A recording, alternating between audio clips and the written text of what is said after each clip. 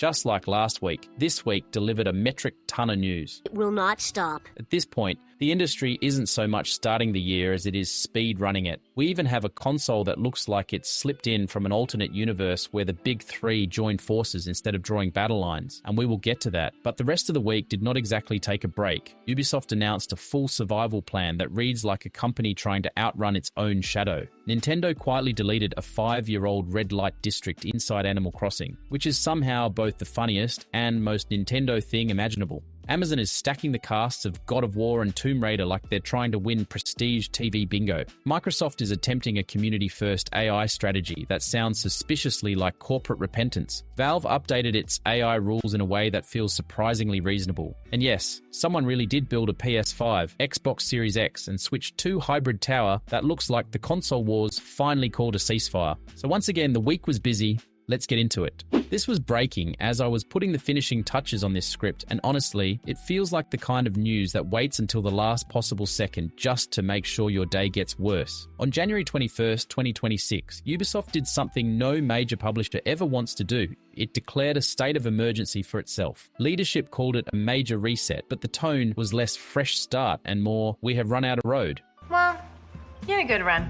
After years of bloat, mismanagement, and critical failures, the company has unveiled a radical new structure designed not to grow the business, but to salvage whatever value is left before the whole thing buckles. The centerpiece of this overhaul is something Ubisoft is calling its creative house model. Instead of one massive, tangled corporate organism, the company is splitting itself into 5 specialized business units. Each house has full financial ownership of its own output. If a project fails, that house absorbs the loss. If a franchise succeeds, that house keeps the credit. Vantage Studios, the first house, is home to the so-called billionaire brands like Assassin's Creed, Far Cry, and Rainbow Six. The second house covers competitive and co-op shooters like The Division, Ghost Recon, and Splinter Cell. The third house is dedicated to live service titles such as Skull and Bones, The Crew, and For Honor. The fourth house handles narrative and fantasy worlds like Anno, Rayman, and Beyond Good and Evil. And the fifth house focuses on casual and family-friendly games, including Just Dance and Ubisoft's Hasbro licensed titles. But the restructuring is only the beginning.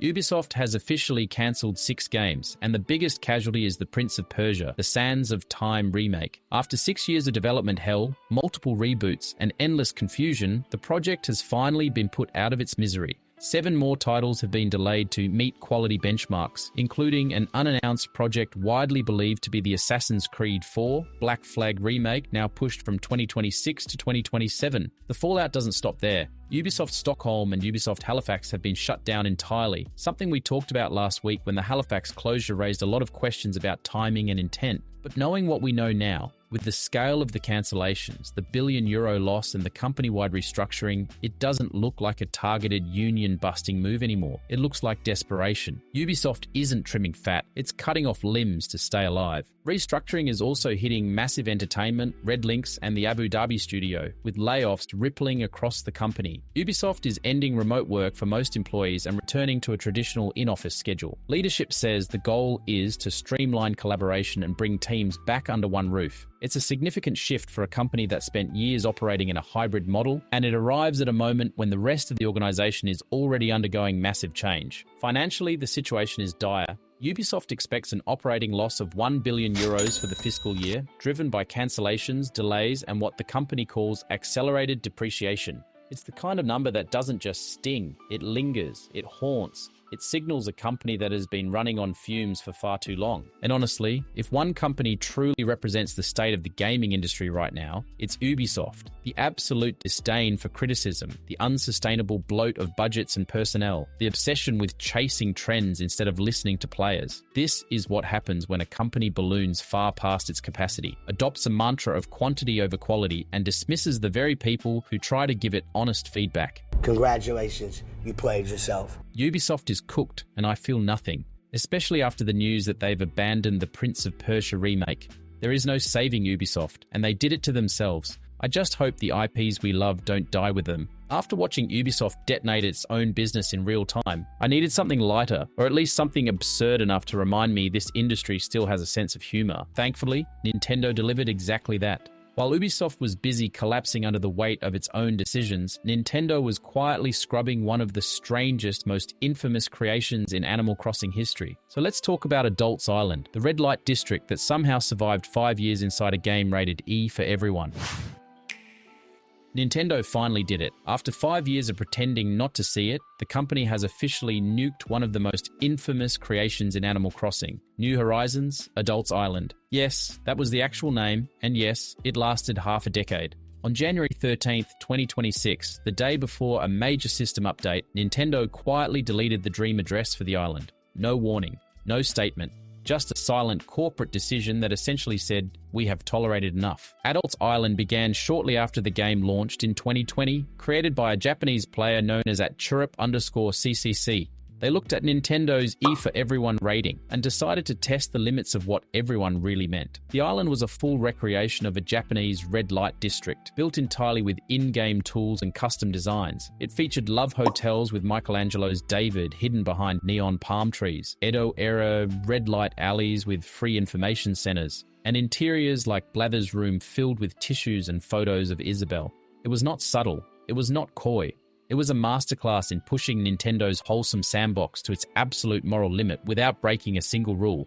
Nintendo didn't delete the island itself, only the dream address. That means the creator still has the save file. The island still exists. It's simply sealed away now, like a cursed artifact locked up for the safety of mankind. Honestly, it's impressive it lasted this long. Nintendo usually swings the ban hammer faster than you can say DMCA. The creator's response was surprisingly wholesome. Instead of anger or outrage, they thanked Nintendo for turning a blind eye for more than 5 years. They thanked visitors and streamers for showcasing the island. They even called it a miracle that it lasted as long as it did. It was the energy of someone who knows they got away with something and is genuinely grateful the consequences arrived fashionably late. Most people agree the island was cheeky, creative, and undeniably clever, but Animal Crossing is rated E for everyone, which means a 9-year-old could have wandered into a love hotel and asked their parents why Blathers had so many tissues. Oh, nasty, nasty tourists! Nintendo eventually had to step in. Still, the creator's attitude was pure class, and someone this imaginative will almost certainly build something new, weird, and delightful. Adults Island is gone, but its legacy and its screenshots will live forever. Nintendo may have deleted the dream address, but they can't delete the dream. Once you've wrapped your head around a forbidden Animal Crossing island getting quietly erased from existence, the energy shifts hard, because while Nintendo is cleaning up community chaos, Hollywood is trying to bottle it. You would not listen.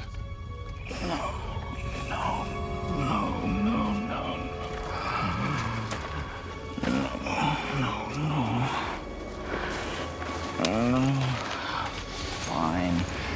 My turn.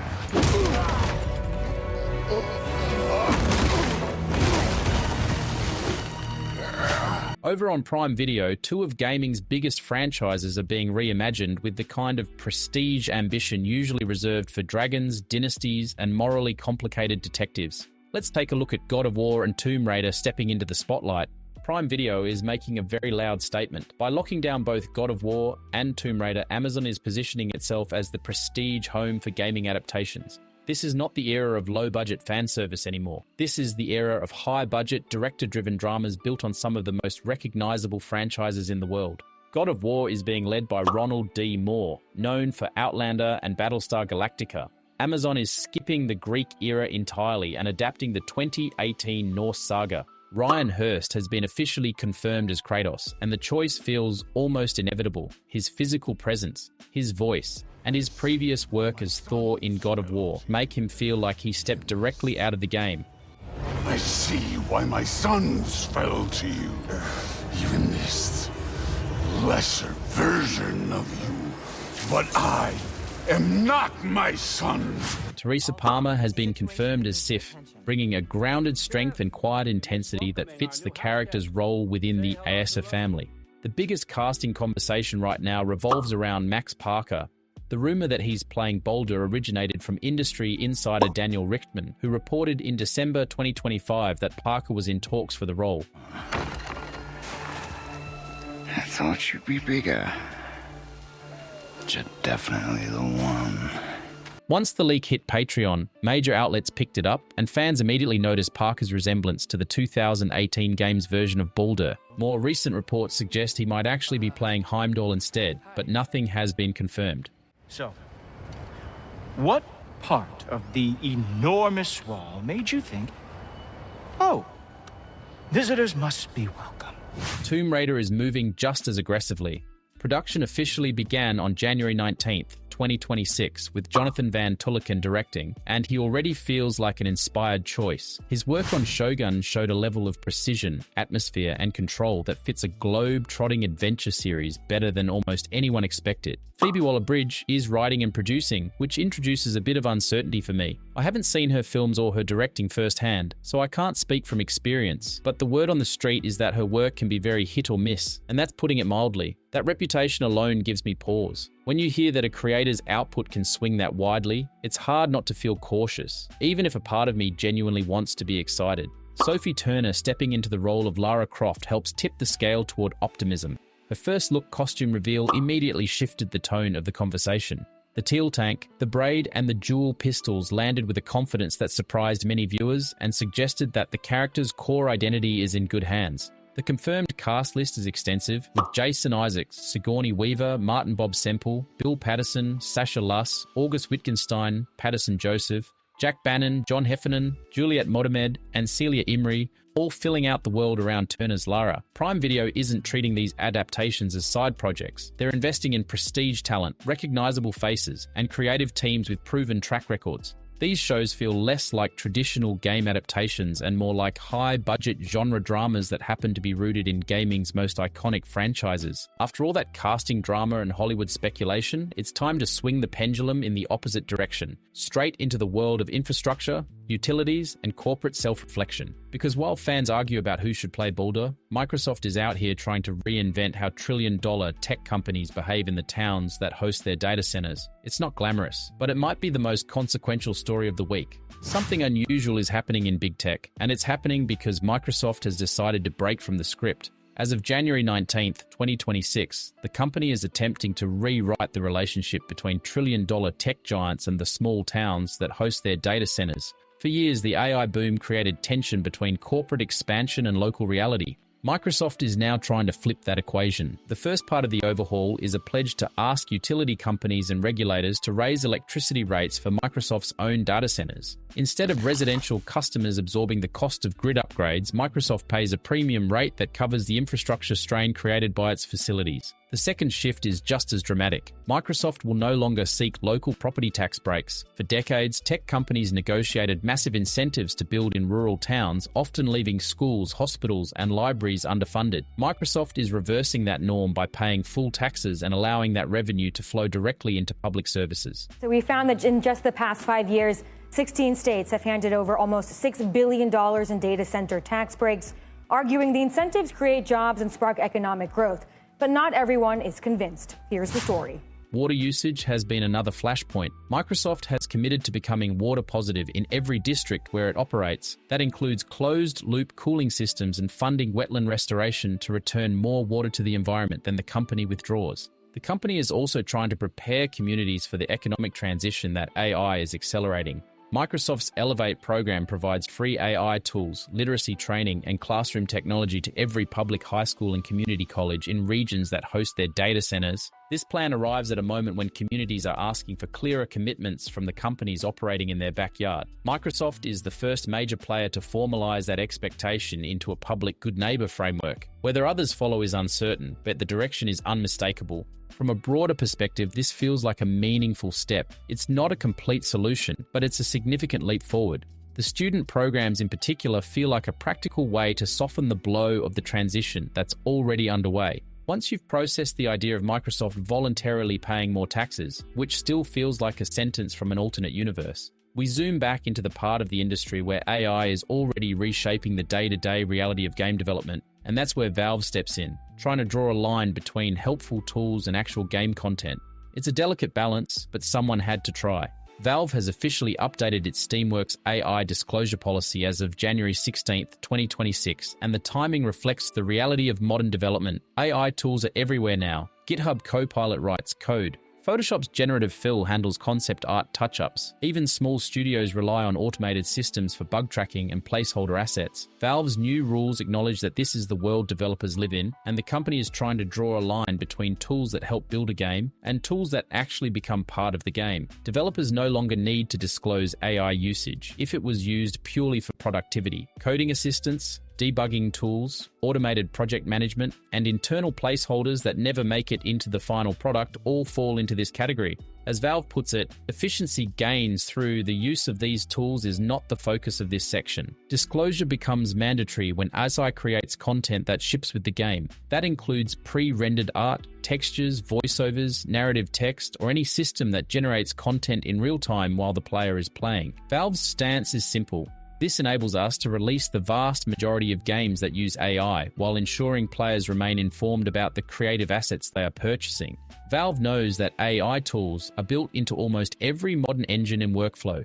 We are aware that many modern game development environments have AI-powered tools built into them. The goal isn't to punish developers. The goal is transparency. From a broader perspective, this feels like a reasonable compromise. These tools are becoming unavoidable, and refusing to use them could put developers at a disadvantage. At the same time, having AI-generated content inside a shipped game still feels uncomfortable, especially for large studios with massive budgets. Indie teams often rely on these tools out of necessity, and Valve's middle ground approach gives them breathing room while keeping players informed. After navigating the philosophical minefield of AI policy, it's refreshing to talk about something that doesn't require a debate, a disclosure form, or a moral stance. One creator in China simply decided to skip the discourse entirely and build a machine that looks like it fell out of a sci-fi anthology. It's bold, it's ridiculous, it's brilliant, and it might be the closest thing we've ever seen to a ceasefire in the console wars. Let's talk about the Nintendo PXBOX 5.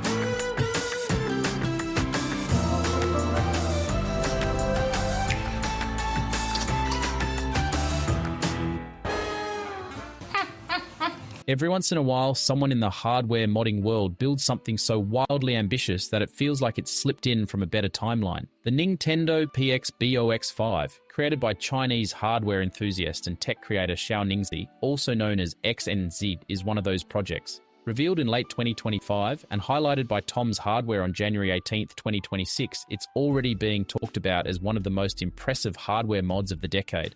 It's a fully functional 3-in-1 hybrid that merges a PlayStation 5, an Xbox Series X, and a Nintendo Switch 2 into a single tower. The foundation of the build came from the 2013 trash can Mac Pro. Its triangular internal structure turned out to be the perfect geometry to house 3 separate motherboards in a compact vertical footprint. The real masterpiece is the cooling system. To keep 3 modern consoles from melting inside one case, she engineered a custom triangular aluminum heatsink. CNC milling would have been too expensive, so she turned to Lost PLA casting, a modern twist on ancient lost wax techniques. She 3D printed the core, cased it in gypsum, melted out the plastic, and poured in molten aluminum heated to 700 degrees Celsius. The result is a cooling solution that looks like it belongs in a museum of industrial art. And if none of this makes any sense to you, you can watch the full video on her YouTube page, which we'll link in the description. Powering the entire unit is a single 250-watt supply, with an Arduino board managing the switching between systems. A triangular button on top cycles through the consoles, each one lighting up the tower in a different color.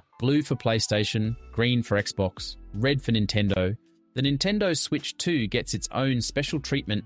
While the PS5 and Xbox motherboards are fixed inside the tower, she built a spring-loaded dock for the Switch that lets it pop out of the system like a chunky, futuristic Pop-Tart. What makes this project resonate isn't just the engineering, it's the spirit behind it. XNZ built it as a kind of peace offering, a vision of what gaming could look like if the industry stopped drawing battle lines around exclusives and ecosystems. It feels like a console from an alternate timeline where the big three collaborated instead of competed. And honestly, she deserves every compliment imaginable. Clever, inventive, creative, resourceful, brilliant, imaginative. This build is mind-blowing in the purest sense. Somewhere out there, in some alternate reality, this machine is being sold in the hundreds of millions. And knowing we missed out on that version of the world is a little heartbreaking. After spending time in an alternate universe where one person can handcraft the console truce the industry never had the courage to attempt, it feels only fair to return to our own timeline and highlight the creators actually pushing things forward.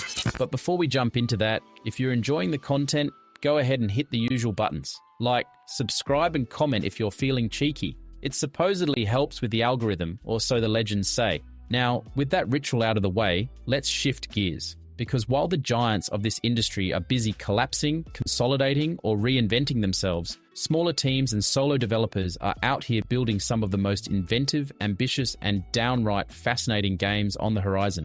So welcome to the Watchlist, a curated look at the projects worth keeping an eye on, the ideas worth rooting for, and the creators who deserve the spotlight.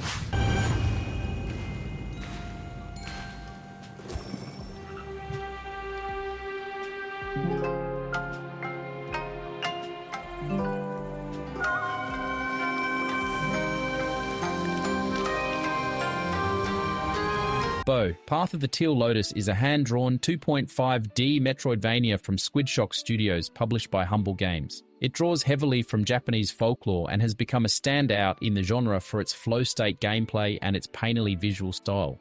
The entire combat and traversal system is built around staying airborne. The reset system lets you strike an enemy or a pogo object in midair to refresh your double jump and dash. Skilled players can clear entire rooms or fight bosses without ever touching the ground. Your primary weapon is a shape-shifting bow staff that unlocks new forms such as a mochi mallet for breaking shields and ice picks for traversal. Daruma dolls act as summonable spells that fire lasers, create explosions, or provide utility, and they scale with your heat level. Healing comes from a tea kettle that refills when you attack enemies. You must stand still to drink, which creates a high risk and high reward rhythm during fast-paced encounters. Omamori charms offer passive buffs that let you customize your build. Reception has been strong. Steam sits at a very positive rating with 81% approval. Metacritic lists the PC version at 77. OpenCritic places it at 80 with 73% of critics recommending it. Reviews range from a 9.5 from God is a Geek and Xbox Era to a 5 from GameSpot, which criticized the platforming direction. The game is available on PC, Nintendo Switch, PlayStation 5, and Xbox Series X and S. A major free update titled Tanuki Kabuki arrived in late 2025 with new challenge modes, boss variants, and performance improvements. Pro tip: if the difficulty spikes feel too sharp, invincibility toggle unlocks after you have died a certain number of times, which lets players focus on the art and story instead of the punishment. My job is not about taking somebody's life. It's about taking their souls.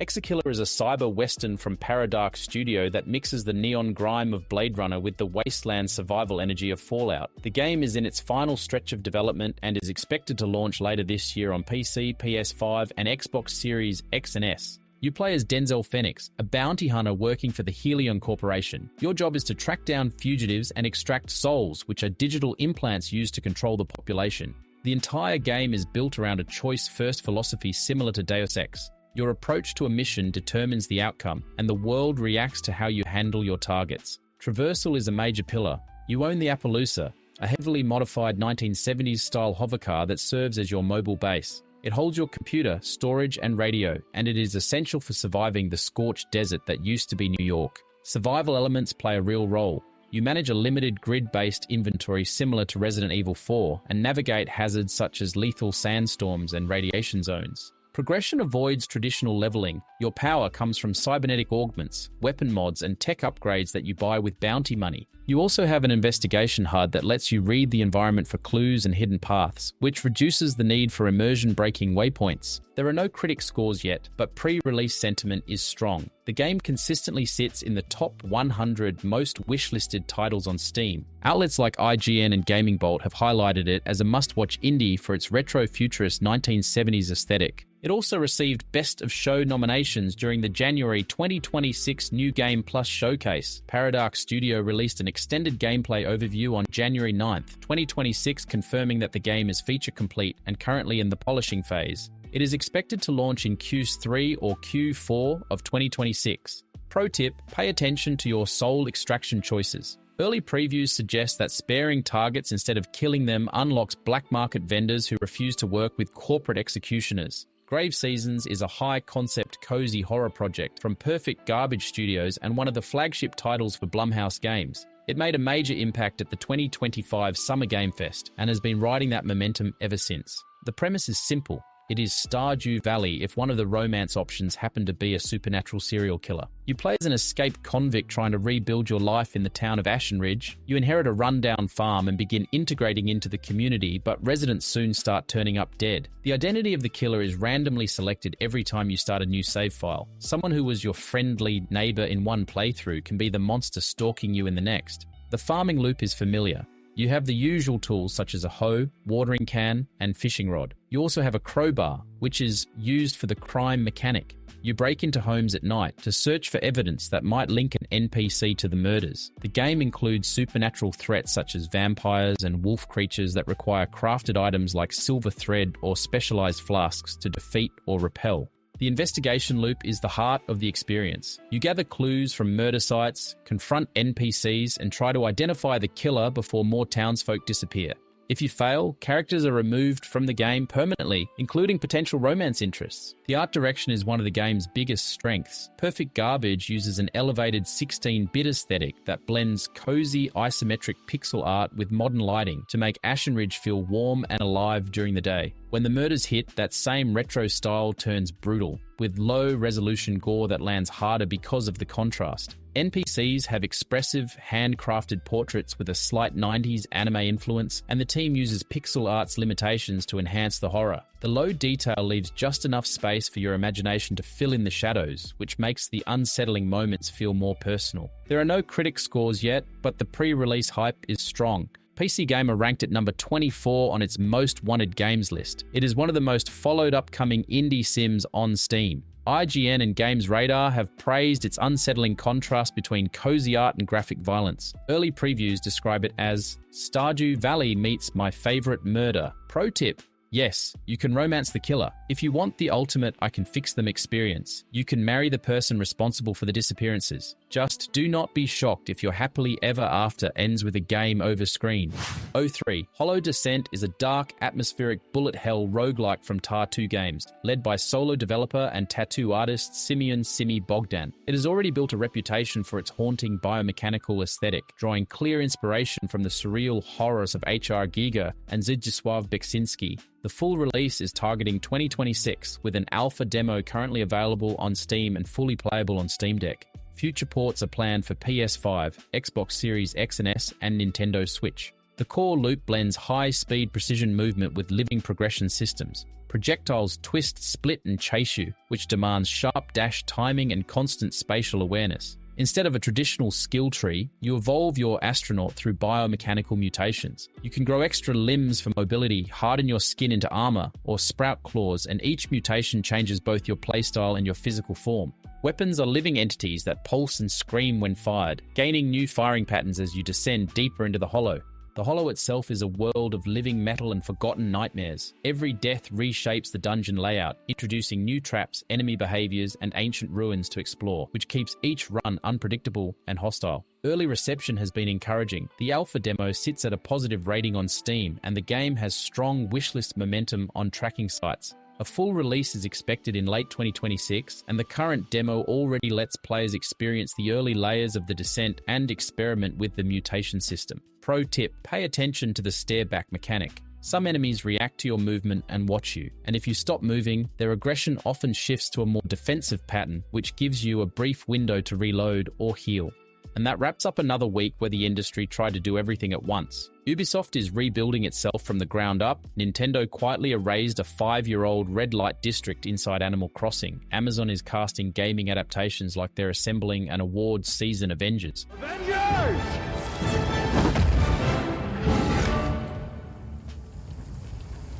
Assemble.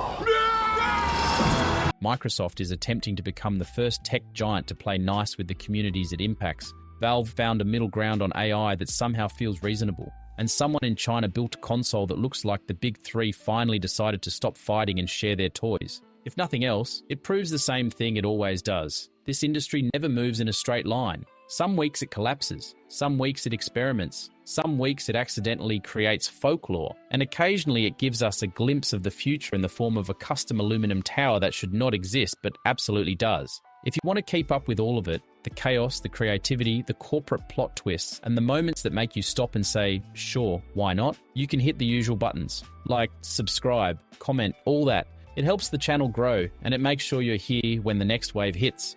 Alright, that's the episode. See you in the next one.